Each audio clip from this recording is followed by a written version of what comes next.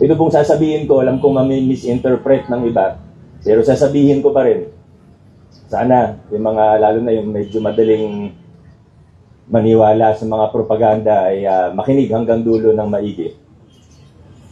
Una sa lahat, gaya ng karamihan sa ating mga kapwa Pilipino, umaasa tayo na may mananagot, na may makukulong sa mga may sala sa flood control at iba pang malalaking uri ng korupsyon sa ating bansa. Pare-pareho naman tayo, ang mayorya sa ating mga Pilipino, gusto nating makulong si Martin Romualdez, gusto nating makulong si Zaldico, at marami pa pong iba. Nandun na tayo eh. Siyempre, tayo sa Lungsod Pasig, mas makakatulong tayo sa mga kaso ng gaya ng kay Diskaya, dun sa COA Commissioner na si Lipana. Bakit? Dahil meron tayong personal at institutional knowledge tungkol doon. Meron tayong ebidensya. Hindi lang tayo nagsasalita, may katibayan tayo. Kahit nung wala pang ingay doon, tumutulong na tayo. Nag-case build up na tayo. Pero lahat siyempre, gusto nating mapanagot.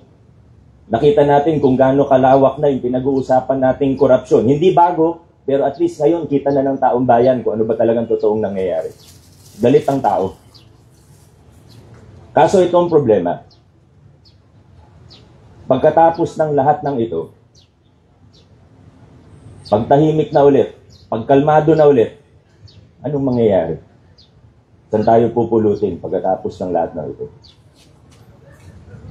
Nagkaroon na ng 2 people power dahil sa korupsyon. May nakonvict ng dating Pangulo dahil sa plunder. Hindi na ba natin naalala? Nakalimutan na ba natin? Pero ano nangyari pagkatapos nun?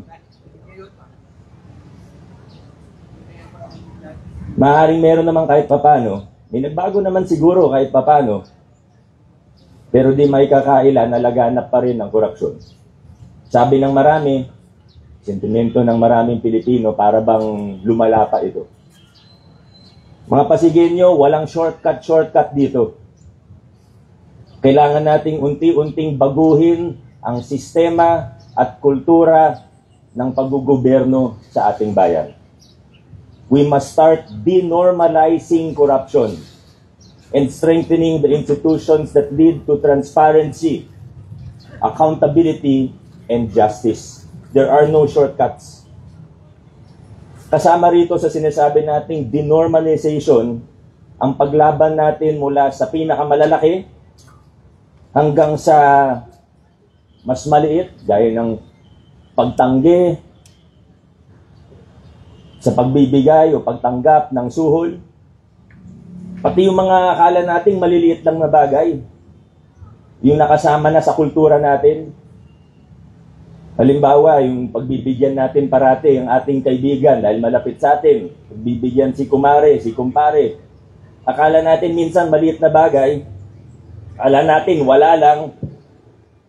Pero walang malaki na hindi nagsimula sa maliit. These little things, the small rules we break and ignore, they have strengthened the larger ecosystem of corruption and the culture of impunity.